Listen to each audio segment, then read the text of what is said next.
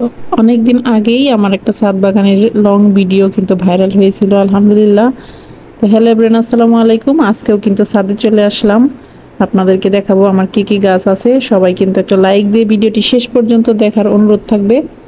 তো ছাদ বাগানে চলে আসছি। আসলে বৃষ্টির দিন কিন্তু অনেক প্রকার গাছ হয়ে থাকে। তো এখানে আমি একটা দুন্দুল গাছ লাগাইছিলাম, সেটা একদম চারদিক দিয়ে হয়ে গিয়ে অনেক বেশি হয়ে গেছে, ছড়াই গেছে আর কি। আর মিষ্টি লাউয়ের গাছ আছে এখানে, একটা গাছের সাথে আরেকটা গাছ একবারে একের সাথে আরেকটা লেগে আছে আর কি।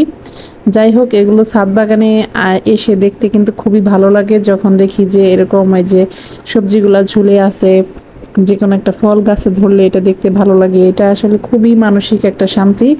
জানি বাজারে গেলে হয়তো অল্প টাকাতেই অনেক বেশি সবজি পাওয়া যাবে, তবে এই যে একটা দুইটা সবজি হয় ছাদে, সেটার যে একটা মানসিক শান্তি, দেখতে কতটা ভালো লাগে, নিজের হাতের জিনিস খেতে যে কতটা ভালো লাগে। যারা ছাদ বাগান করেন অথবা বারান্দায় টুকটাক সবজি বা গাছ লাগান, তারা এটা অবশ্যই ভালো বুঝতে পারবেন। তো ওইভাবে আসলে সুন্দর করে এই ভিডিওটা করতে পারি নাই, কারণ আমি ছাদে জাস্ট গিয়েছিলাম কিছু সবজি ওঠানোর জন্য আর কিছু শাক পাতা ওঠানোর জন্য।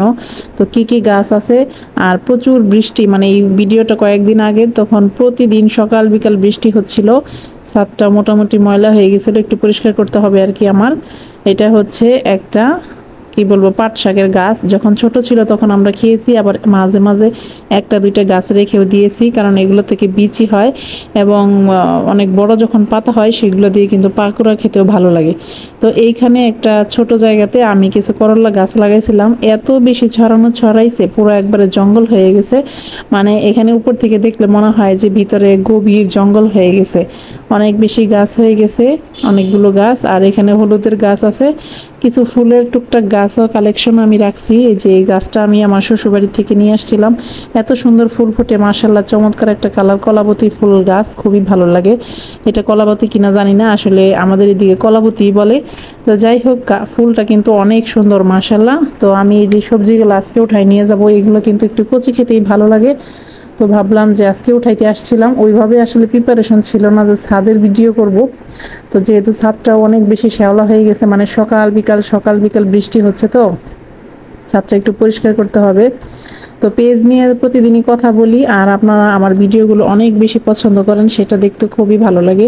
অনেক আপুরা অনেক ধরনের প্রশ্ন করেন কমেন্টে, পেজ চালাইতে সবচেয়ে বেশি ইম্পর্টেন্ট কি, কোন জিনিসটা লাগবে, সেটা একটা যদি জিনিস বলি সেটা হচ্ছে আপনার ধৈর্য। ধৈর্য ছাড়া কিন্তু আসলে কোনো কিছু থেকে ভালো ফলাফল আশা করা যায় না।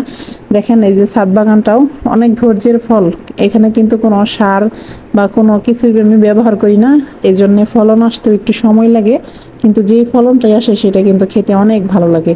আর যারা কৃষক বর্তমানে জমিতে চাষ করে, সেগুলোতে কিন্তু খুব তাড়াতাড়ি সার দেয়, বিভিন্ন ধরনের মেডিসিন ইউজ করে, যার কারণে কিন্তু খুব তাড়াতাড়ি ফলন দেয়, এবং এগুলো খেতেও অনেকটা, আমরা যেটা বাজারে কিনে খাই সেটা কিন্তু খেতেও অত বেশি ভালো লাগে না।